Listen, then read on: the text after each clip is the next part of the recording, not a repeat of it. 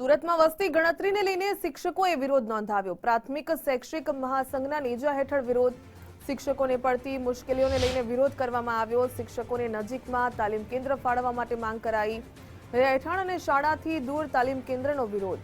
Zone દીઠ તાલીમ કેન્દ્ર ફાળવવા માટે શિક્ષકોએ માંગ કરી। જૂન મહિનાથી થવાની છે વસ્તી ગણતરીની શરૂઆત। રજૂઆત છતાં અધિકારીઓ માનતા ન હોવાનો દાવો।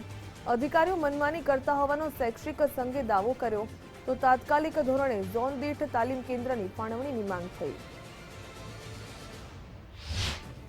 જે ગણતરીદાર તરીકેના હુકમો કરવામાં આવેલા છે એ હુકમો કર્મચારીના રહેઠાણ કે એની શાળાથી 7 કિલોમીટર 10 કિલોમીટર 18 કિલોમીટર 20 કિલોમીટર દૂર સુધીના તમે હુકમો કરો છો। અરે ભાઈ, જરાક તો વિચાર કરો। આટલા વર્ષોમાં મારી નોકરીને પૂર્ણ થવાના આરે છું ત્યારે ચોથી વસ્તી ગણતરી આવશે, પણ આવો અણઘડ વહીવટ કે અવ્યવસ્થા રૂપી વહીવટ મેં ક્યારેય જોયો નથી। અને આ અવ્યવસ્થાનું અવારનવાર ધ્યાન પણ દોર્યું છે અધિકારીઓનું। એવું નથી કે અધિકારીઓ બેજાન છે, અધિકારીઓનું ધ્યાન પણ દોર્યું છે, પરંતુ કોણ જાણે કેમ એ અધિકારીઓ હઠાગ્રહ ઉપર હોય એવું અમને સ્પષ્ટ રીતે જણાય છે। કારણ કે અમારા શિક્ષકોને અરજી આપવાની, અરે ભાઈ, તમે 10 કિલોમીટર 20 કિલોમીટર દૂર તમે મૂક્યા છે, અમારે અરજી આપવાની જરૂર ક્યાં છે?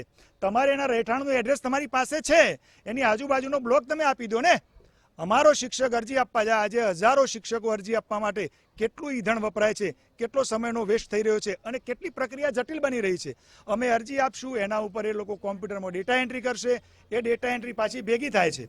હજી સુધી એ અરજીઓનો નિકાલ પણ થયો નથી। છેલ્લા શિક્ષકોની મળેલી ફરિયાદો પ્રમાણે